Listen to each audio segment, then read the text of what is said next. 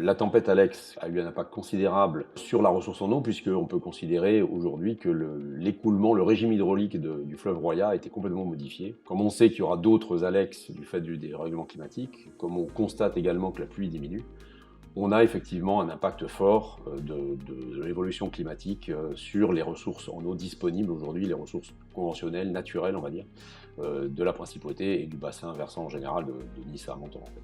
Il y a à peu près 20 ou 30 ans, on était aux alentours de 6 millions de mètres cubes par an pour satisfaire les besoins de la principauté.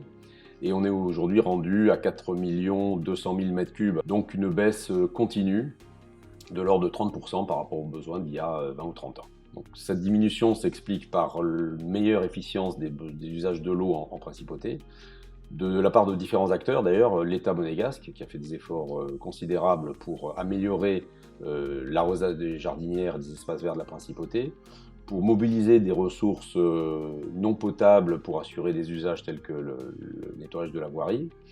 Et puis des industriels aussi qui ont fait des efforts considérables. La SBM a divisé par 2 ses consommations en réutilisant parfois les eaux grises dans certains hôtels. Alors quand on parle de réutilisation d'eau, en fait c'est l'idée qu'on n'est pas allé regarder toutes les eaux qui existent autour de nous, et on a tout un tas d'eaux qu'on appelle des eaux usées, mais qu'on peut appeler aussi les eaux non conventionnelles, qu'on peut imaginer, utiliser et recycler pour permettre de pérenniser des activités économiques et de moins taper sur la ressource en eau. Alors où sont ces eaux non conventionnelles? Quand on regarde en détail dans le bâtiment, nos eaux domestiques, c'est un mélange de plein d'eau.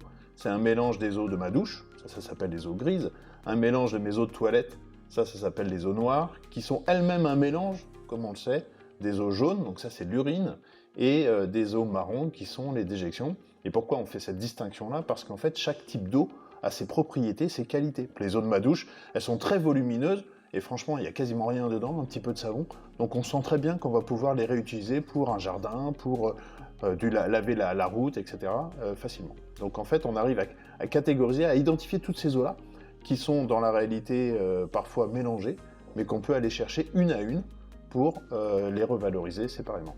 On travaille beaucoup sur cette idée d'acceptation. Est-ce qu'on s'est demandé si les gens avaient un problème de non-acceptabilité?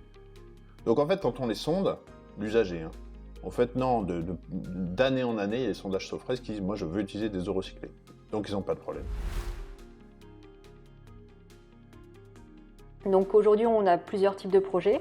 On a des projets plutôt urbains, vraiment à une dimension quartier. Une usine de traitement désalinisation d'eau de mer pour l'alimentation du bassin de Fontvieille. Ensuite, on peut avoir aussi au niveau de l'extension en mer, donc le projet Maréterra, 600 mètres cubes d'eau de pluie qui seront récoltés et à réutilisation après pour l'arrosage des espaces verts.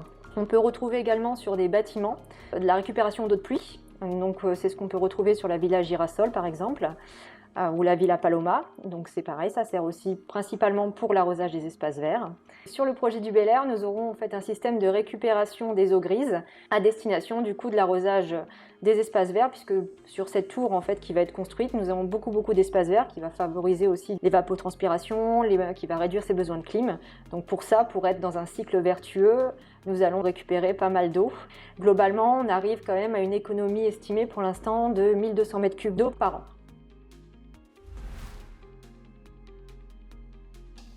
an. Donc comment on s'y prend là-dedans? On se demande si ça vaut le coup. Ça s'appelle une étude de potentiel. Je suis sur un terrain donné. Y a-t-il un stress hydrique, pas stress hydrique? Y a-t-il des eaux, pas des eaux? Le bâtiment il sera comment? Qu'est-ce qu'on va générer comme eau de caractérisation? Est-ce que ça vaut le coup? J'en sors et on sort de là, il y a un go-no-go. En fait, oui, ça vaut le coup. Ok, deuxième étape de l'étage de la fusée. Si ça vaut le coup et que j'ai mes scénarios, je prends les scénarios les plus prometteurs et je les évalue sur toutes ces composantes, économiques, écologiques, sociaux, techniques évidemment, faisabilité. Et donc ça, c'est une pré-faisabilité. Troisième étape, autorisation.